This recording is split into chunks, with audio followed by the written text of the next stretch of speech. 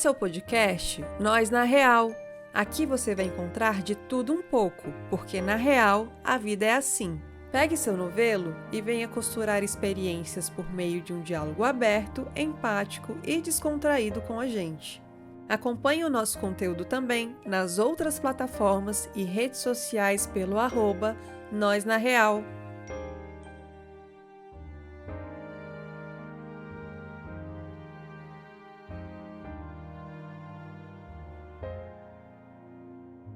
Oi, pessoal! Estamos aqui com mais um episódio do podcast Nós na Real.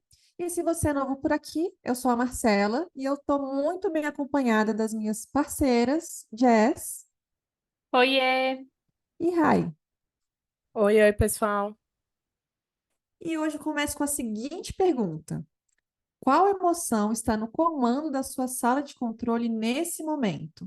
Quando vi pela primeira vez o filme Divertidamente, confesso que me tocou de uma forma muito profunda. Passei a olhar e talvez até a compreender um pouco melhor as minhas próprias emoções, principalmente sobre a minha tristeza, que não era nem um pouco bem-vinda por aqui. Olhar de uma forma tão delicada e criativa que podemos dar espaço para as emoções difíceis, na época, foi transformador para mim. Foi como se eu recebesse um abraço em um momento de muita dor. Na aventura interna que a Riley, personagem principal, experiencia, conhecemos as suas 5 emoções: alegria, raiva, nojo, medo e a tristeza. Mas tudo fica confuso quando a protagonista passa por mudanças repentinas em sua vida. Vamos juntos com a Riley aprender sobre as nuances, funções e contornos das suas emoções, e, consequentemente, sobre as nossas. E convido você, que está nos ouvindo agora, a refletir sobre perguntas que podem parecer simples, mas, na verdade, podem guardar respostas surpreendentes. Como são as suas emoções? O quanto você as conhece? O quanto você dá espaço para que suas emoções se expressem? Bom, vamos hoje fazer essa viagem por cada uma dessas emoções. Meninas, agora eu jogo para vocês. Como anda a divertidamente de vocês por aí? Ai, gente, por aqui nem sempre divertida, mas a mente só tá aqui existindo, né? E se comportando e, enfim, num fluxo de trocas na sala de comando. Mas eu acho curioso esse nome, né? Tem algumas críticas aí, porque nem sempre realmente é divertida a nossa mente, mas ao mesmo tempo. Como é mais fácil a gente lidar com a nossa mente, com o que acontece, né, com os nossos pensamentos, emoções, com os nossos sentimentos, se a gente leva a mente de uma forma divertida e não tão a sério, né? Se a gente coloca, todos esses acontecimentos como numa tela de cinema, né? Essa metáfora também é bem famosa. Numa tela de cinema em que a gente comece a observar, pode ser que saiam muitos personagens como no filme, né? E a gente comece a rir muito mais das vozes, dos pensamentos, das emoções, do que necessariamente atender para ficar tudo mais leve, confortável, pacífico, gostoso, sei lá. Porque parece que a gente acaba sendo muitas vezes, né, tomado por um papel de ser soldado, de atender ao que a mente manda a gente fazer, né? E aí, assim, não fica divertido, assim, fica bem pesado. Acho que se a gente consegue segurar um pouco e olhar pelo que rola de uma forma, eh, de descrição, a gente até consegue ver a mente como algo divertido. A resposta da Rai foi perfeita. Quando eu, né, eu ouvi você preparando essa pergunta, Marcela, eu fiquei, né, sem resposta, pensando. E realmente, assim, nem sempre divertida, mas sempre com as emoções. Também nem sempre uma só emoção acontecendo, sabe? E aí, quando você falou da sala de controle, quem que tá ali na sala de controle e tal. E aí, de fato, eu fico tentando pensar agora, assim, selecionar quais são as que estão agora, mas daqui a pouco entrou uma, saiu outra, e daqui a pouco muda de novo, né? A cada experiência isso vai acontecendo.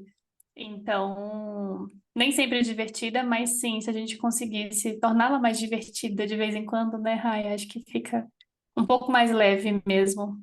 Faz mais sentido. E um comentário à parte, que não tem a ver com a pergunta, né? Psicólogos da nossa área vão talvez entender melhor do que outras pessoas. Mas a gente fala de mente, né? A gente é ensinado que mente é uma palavra horrível, porque não diz muita coisa. Mas esclarecendo, sabemos disso aqui, mas a gente vai utilizar, né? Pensando muito também em como é tratada no filme e colocando comumente aquilo que acontece aqui dentro da nossa cabecinha e que está relacionada com as emoções, com como a gente se comporta e tudo mais. Comentário à parte mesmo. E é um comentário super interessante, importante, principalmente para quem é analista do comportamento, né?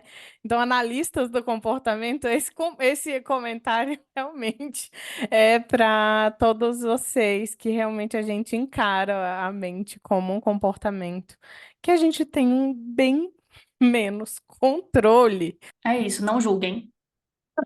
Pecado final, não julguem.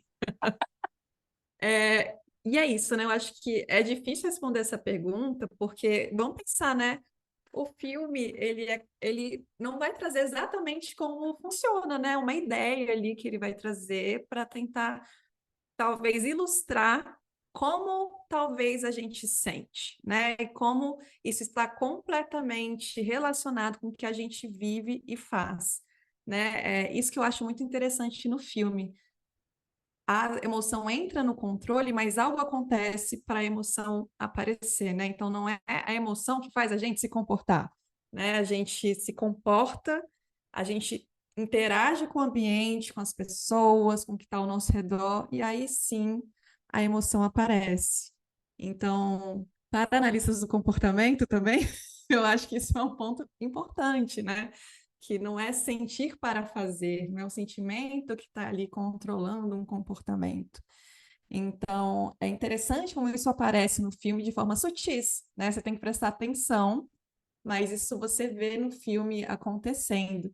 E é difícil também responder essa pergunta, porque acho que momento a momento estamos mudando, né? Assim, as emoções vão variando, vão mudando, elas vão em picos, de repente está regulada de novo, de repente entra uma outra, porque a vida vai acontecendo e os sentimentos, as emoções vão aparecendo. E aí eu acho que a gente entra aqui num ponto, né? Por que que é importante ou é importante dar espaço para as nossas emoções? A minha resposta é muito mais em sentido do para quê, né? Qual a função, que benefício que a gente tem ao dar espaço para as emoções existirem, né? Primeiro que se a gente, o oposto de dar espaço seria a gente negar alguma emoção ou brigar ou nos obrigar a ter algum tipo de controle sobre as nossas emoções, ou controle para elas existirem ou não, ou controlar a intensidade de alguma delas. Ah, tudo bem ficar triste, mas só um pouquinho. Ah, tudo bem sentir ansiedade, mas só exatamente no nível da saúde, né? Do que é gostosinho ou saudável. E aí, para quê, né? Dar espaço para o que vier, para o que estiver rolando, né? Primeiro que de acordo com a terapia de aceitação e compromisso, a gente sabe que um passo muito importante é o treino da aceitação para os eventos privados, para as emoções, né, que são uma delas.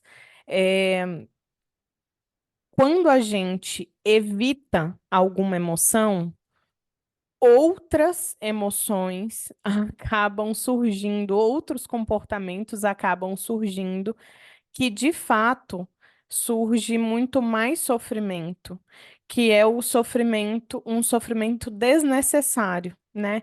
Então, primeiro pode surgir sim uma emoção, um pensamento desagradável, desafiador, mas no momento em que a gente briga para não ter, para não sentir, para não pensar, para não se emocionar de uma certa maneira, a gente entra numa dor desnecessária, num sofrimento desnecessário, né? Então, esse é um efeito de brigar com alguma emoção. Quando a gente dá espaço para as emoções, a gente realmente dá as boas-vindas para elas estarem ali do jeito que elas tiverem que estar, né? A gente não entra num embate interno, né? Tô com ciúme, mas eu não deveria estar com ciúme. Eu tô com inveja, mas não deveria estar com inveja. E aí vem vários desdobramentos, né? Tanto de sentimento de inadequação, de, enfim, ser pecado ou não, enfim. E aí esse é um sofrimento desnecessário, de fato. Então, quando a gente permite sentir o que vier, a gente consegue parar de colocar a emoção num lugar de monstro na nossa vida, né? Tanto a emoção é um monstro, como a gente é um monstro por estar sentindo de um jeito que é errado. Como também a gente se conhece, a gente permite se perceber de um jeito que, sim, é possível, cabe viver na minha vida qualquer emoção, qualquer sentimento, qualquer pensamento, porque como a gente estava falando mais cedo, é não levar tudo isso tão a sério.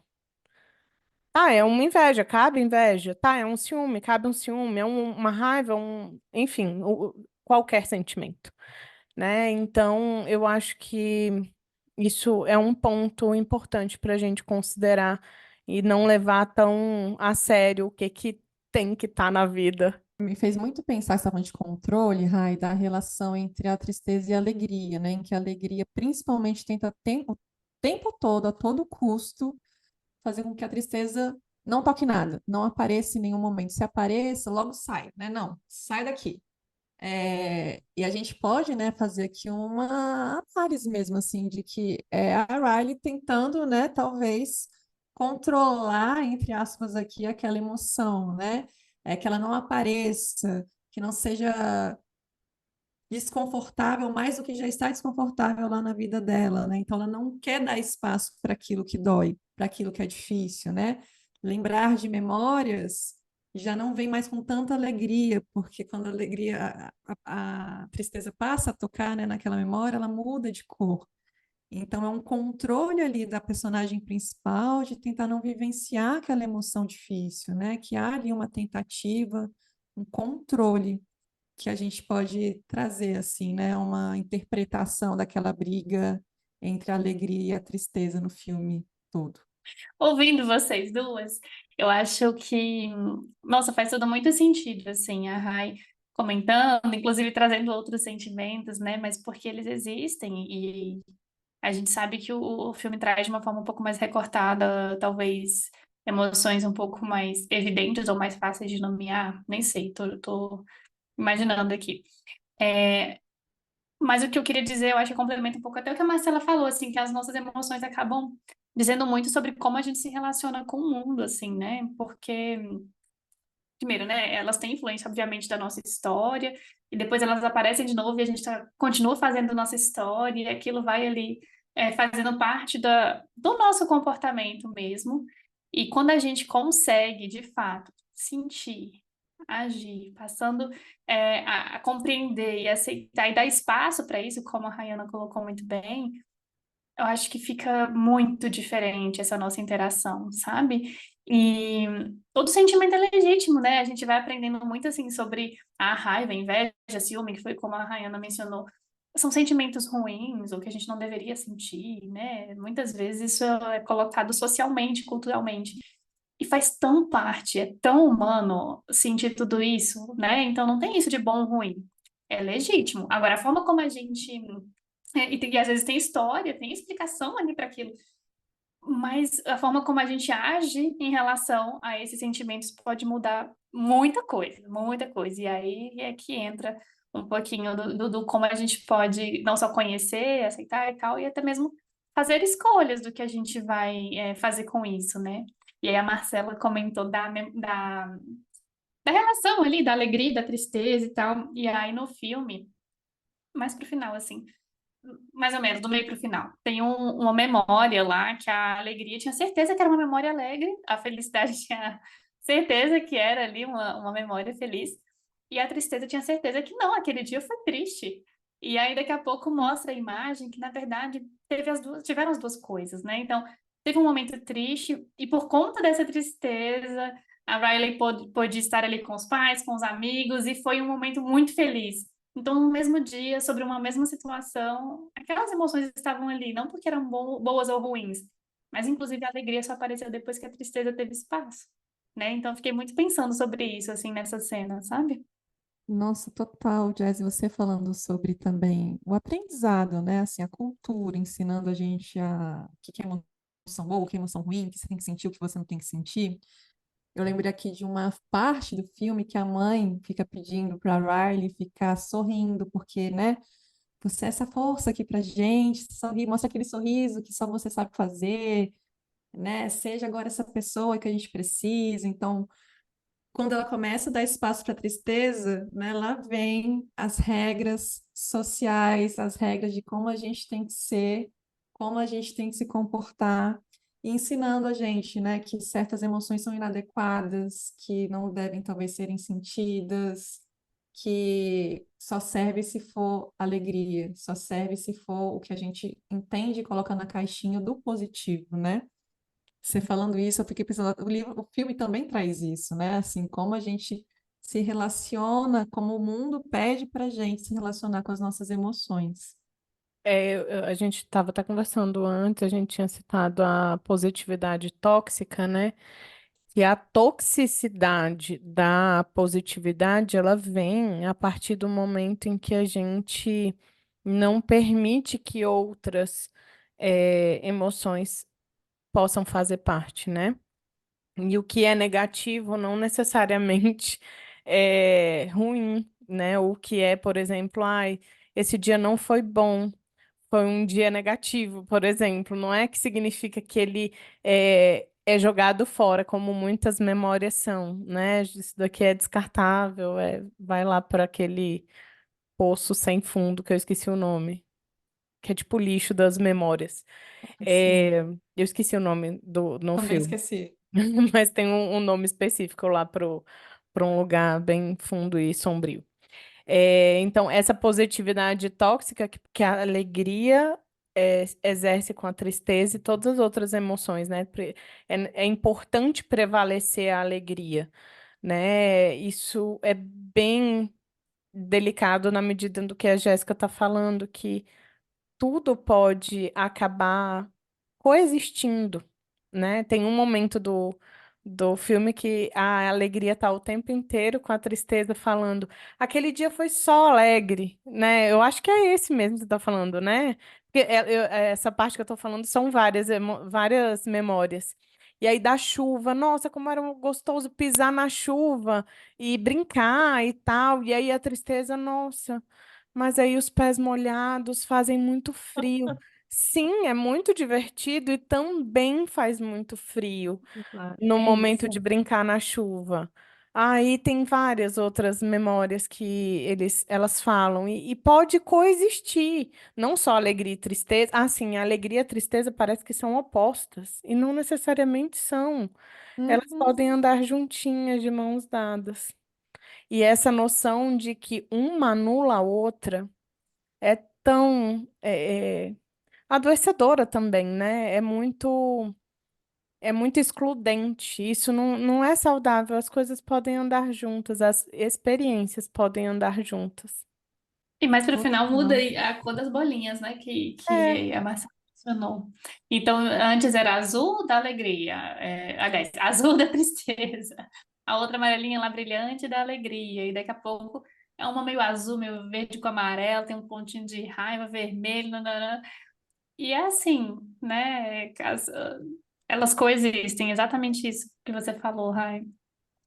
Exato. E assim, eu me lembro muito daquela cena, né, do amigo imaginário, o Bing Bong, que ele tá triste, e aí a alegria faz de tudo para ele sorrir, né? Vou fazer cosquinhas, não lembra daquilo que foi muito feliz e foi muito legal, e não tá adiantando porque o Big Bang tá triste, ele não tá feliz. E a tristeza apenas senta do lado dele, escuta o que ele tem para falar e fala: Nossa, realmente, é muito triste o que você está me falando. Isso que você está falando dói muito mesmo, deve estar sendo muito difícil nesse momento. E aí o Bing Bom começa a chorar, né? Começa a entrar em contato com as emoções dele. Tem um momento do choro. É necessário o momento do choro, é necessário o momento da pausa para existir o que está existindo, gente. Parece tão óbvio, mas é tão Exato. difícil a gente permitir isso e o mundo permitir que a gente viva isso, né? Exato, não, e é exatamente o que acontece com a Riley, né, no final do... Gente, aqui pode dar spoiler, né, porque o filme é de Pode. 10, 15 anos atrás. É, exato, sim. Que é a Riley, quando ela se permite chorar com os pais dela, né, e falar o que realmente está acontecendo dentro dela, aí que as coisas mudam, né, como se ela sentisse um respiro naquele momento, tipo, caramba, tô podendo chorar agora nesse momento. Que no filme todo a gente não vê ela chorando, a gente vê ela fugindo, controlando, se esquivando, né, dessa emoção o tempo todo ali no filme. Então, quando ela consegue entrar em contato, que foi depois desse aprendizado com o Bing Bong, é que a gente vê a Riley entrando em contato com as emoções dela. E aí eu penso, né, se é tão difícil assim ou não entender as nossas emoções, pensando assim em nomeação, em descrição, na presença ou não delas. É difícil a gente entender nossas emoções na prática? Eu acho que depende de como a gente também vai sendo ensinado a fazer isso.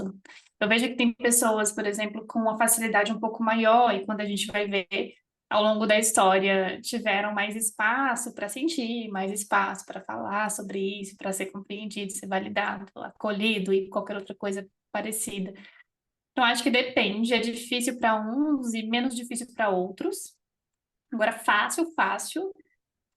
Eu ousaria dizer que não é. Porque tem as emoções que a gente não quer sentir mesmo, assim, que é desconfortável. E se a gente pudesse, muitas vezes a gente, né, iria tentar não enxergar, não entender e não olhar para elas.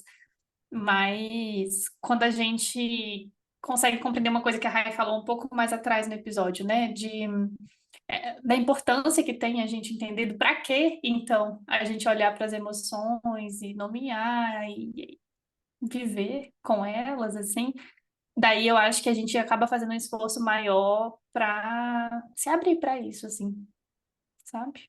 Para mim, eu acho que realmente, assim, tudo isso que a Jéssica está falando é muito importante, principalmente porque a facilidade ou a dificuldade vai depender da história de vida mesmo, né? De cada um, de cada pessoa, envolvendo a treino, né? Não só treino, mas. Porque quando a gente fala treino, gente, parece que só depende da pessoa, né? Então, treina aí que você vai conseguir. Não, a gente precisa de fato ter um ambiente que facilite esse treino, que Uhum, estimule esse treino, que viabilize, que tenha condições de proporcionar, né, o que é necessário para a gente treinar a nomeação e a descrição do que está acontecendo com as emoções, com os pensamentos, no nosso corpo.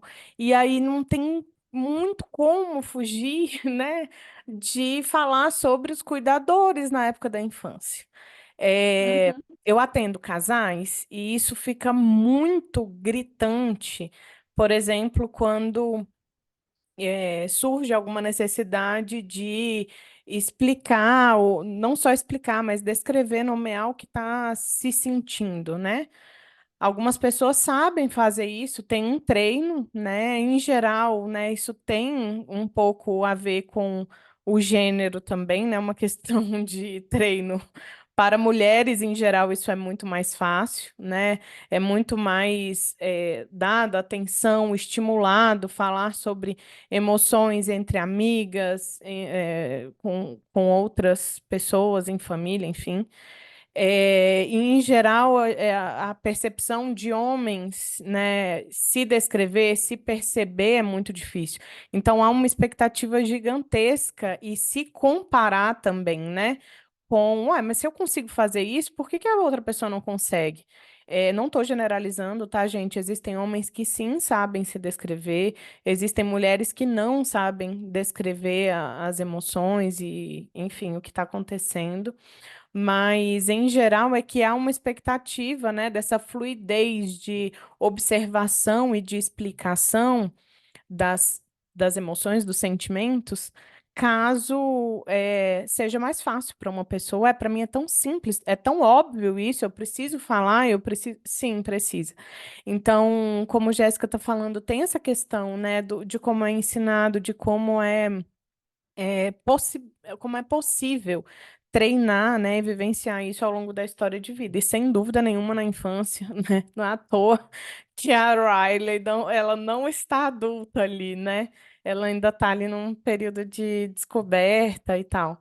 Então, essa parte da facilidade tem muito a ver com o treino com emoções mais difíceis, né, e mais fáceis, enfim, vai depender mesmo de como é colocado. Se os cuidadores colocam um peso muito grande, né, nossa, arranhou o joelho, olha para mim, aí faz igual a alegria, sabe, com o Big Bong. Olha para mim, Aham. vamos distrair. Ai, olha, vou contar uma piada, não sei o quê. É, a gente vai abafando o ardor lá o quanto tá ardendo o joelho na hora que arranha. Mas caramba, a gente ri da piada e consegue, né, a reconhecer que está ardendo e doendo muito o joelho também. Então, eu acho que envolve muito essa naturalização de que todos os sentimentos eles podem ser nomeados, descritos e muitas vezes mudado, sabe? A raiva, quando a gente é pequeno, é diferente de outra fase, enfim, as coisas vão se transformando. Total, assim, eu acho que isso vocês falaram é isso, né? Assim, isso depende muito da nossa história de vida, como isso foi ensinado, quem estimulou ou não estimulou, né? E assim, ao meu ver, é muito difícil mesmo a gente fazer isso com as nossas emoções, a gente descrever, nomear, identificar. É algo difícil, né? Num mundo que não estimula isso, é difícil mesmo, é super desafiador. Às vezes a gente saber o que que é aquilo que está me incomodando, o que que é isso que está dando um nó na minha garganta, eu tô sentindo isso, mas não sei nomear. E às vezes a gente não vai saber nomear mesmo, às vezes é difícil a gente dar um nome para aquilo que a gente está sentindo, né? E aí, talvez entrar em contato com descrições facilite a gente a talvez compreender, né, como a gente está naquele momento. Mas isso é muito difícil, até porque, né, é uma processualidade, a emoção vai mudando com o tempo, vai mudando com as situações, com as pessoas, e muitas vezes, quando a gente não está atento, isso passa, e aí a gente não perdeu aquela oportunidade, né, de talvez compreender, aprender o que que é aquilo que eu estava sentindo, era tão estranho, difícil, desconfortável ou confortável, né? Porque às vezes a gente também não nomeia quando a gente está muito feliz e a gente deixa passar também esses momentos de alegria, que a gente sente um quentinho aqui dentro, né? Só sei que foi muito bom. Vamos tentar nomear então isso que foi muito bom também, né? É isso, assim, é um treino constante que é super complexo no mundo que a gente vive. Se a gente vivesse num mundo, né, em que todo mundo desse essa atenção, tivesse esse aprendizado com as emoções, talvez fosse diferente. Mas a cultura que a gente vive, eu acho um super desafio. E aí, Marcela, só te pausando um pouco, mas só para complementar com um exemplo do próprio filme, assim, não sei se vocês lembram, mas tem a cena do pai e da mãe da sala lá de controle dos dois, né? Ah, Tipo, Maravilhoso. Eu interagir. adoro. Gente, isso retrata muito isso que a gente está falando de gênero, de cultura também, né? A forma como as emoções aparecem, como eles lidam e tudo. É assim, é um retrato muito caricato também, mas engraçado, mas assim, real, né? Não tá ali à total. toa. Não tá ali à toa, Não. certamente, né? Tem uma grande Uhum. parcela ali representada. Tem um personagem que ninguém presta atenção, que no final do filme eles vão entrando em várias divertidas mentes, né? Várias pessoas no final, assim. Aí aparece o palhaço. E o palhaço está lá fazendo palhaçada. Só que se você der um zoom naquela imagem, gente, a maioria das emoções são tristeza. Olha que interessante, né? Aí a gente fica pensando, como é que tá a cabeça do palhaço, né? Aquele meme que todo mundo fala. É muito interessante, assim, quando a gente dá o zoom e a tristeza, né? O palhaço que faz piada. Então, assim, coloca a mão agora na consciência para refletir sobre essa do divertidamente. Só que, Uhum. assim, além das emoções que a gente vê lá, se fala muito sobre as ilhas da Riley, né? A gente vê no filme a Ilha da Bobeira, da amizade, da família, da honestidade, do hóquei. E será que além de ser, né, ali as ilhas da personalidade da Riley, pensando em terapia de aceitação e compromisso, né? Será que a gente consegue também fazer aqui um paralelo com o que a gente chama de valores?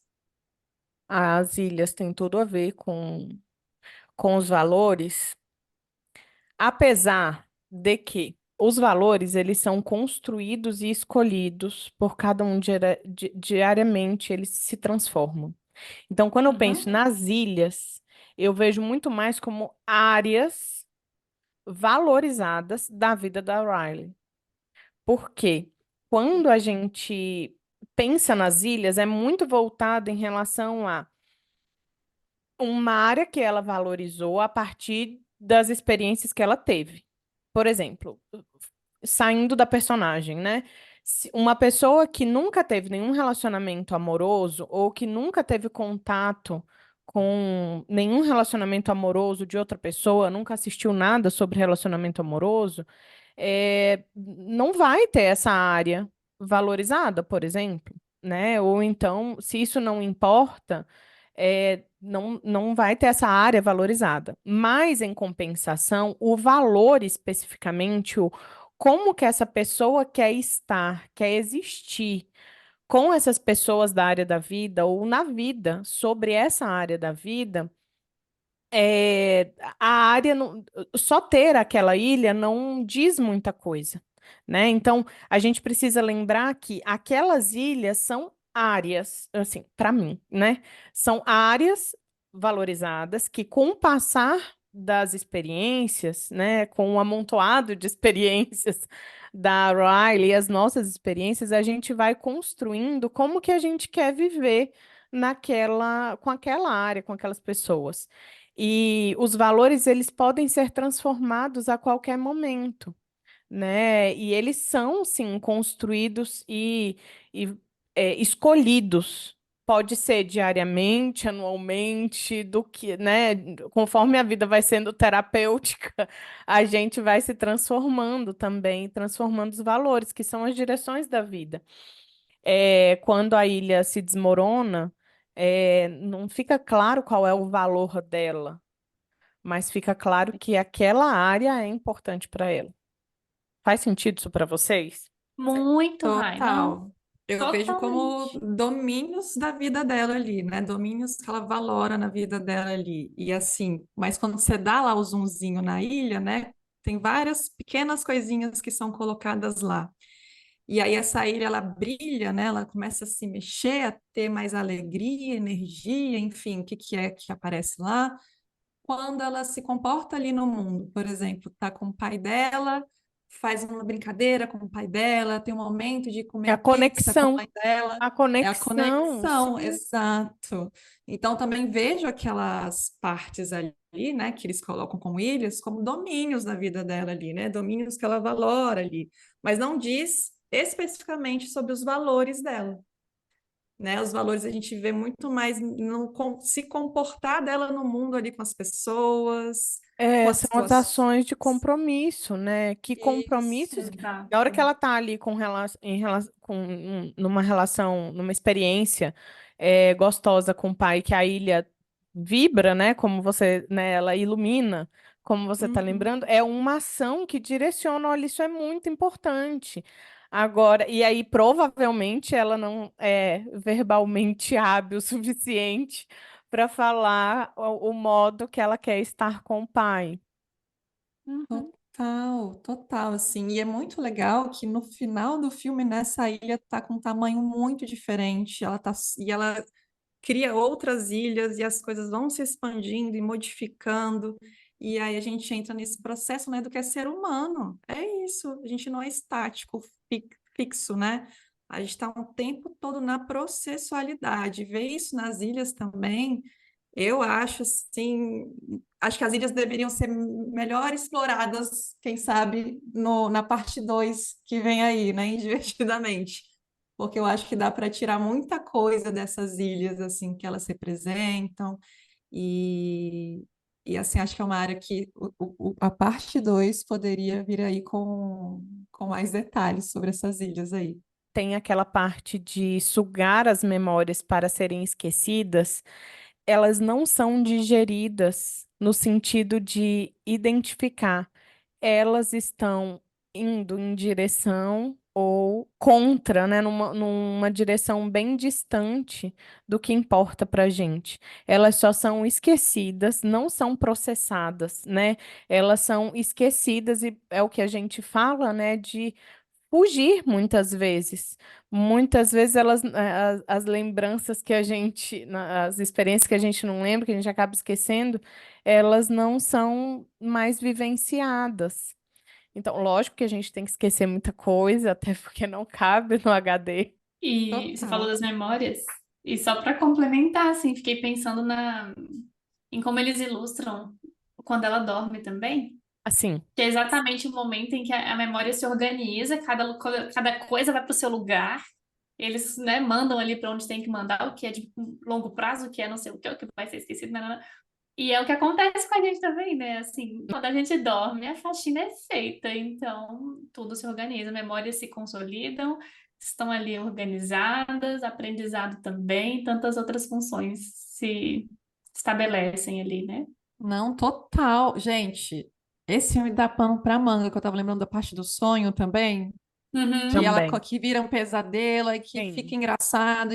Gente, esse filme é muito rico. Ele é muito rico, assim, porque ele entra em várias coisas, até daquela memória, né, que é indesejada, no sentido de do nada vem aquela música que a gente Aham. escuta do nada e não O consegue tirar, vira um chiclete. chiclete, vira um chiclete na nossa mente, assim.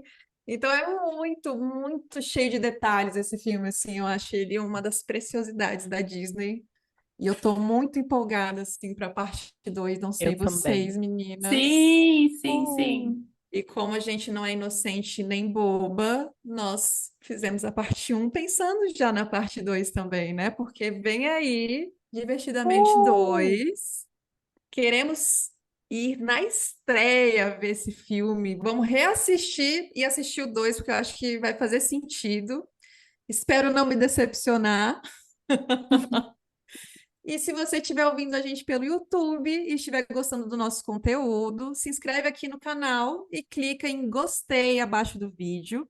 Se você estiver ouvindo pelo Spotify, avalia o nosso podcast e não esquece de seguir a gente também no nosso Instagram e no TikTok, Nós na Real. Nos Agora vemos no conta próximo, pra gente. pessoal. Um Na beijo. real, Tchau, você tchau. gostou desse Tchau, gente. Até a episódio? O próxima. que você costurou por aí? Quer ajudar no próximo? É só falar com a gente pelas redes sociais. Aliás, esse é um projeto autônomo, mas que demanda diferentes tipos de investimento. Então, se você quiser, clique no link do Apoia-se aqui na descrição do episódio e nos ajude a manter esse podcast.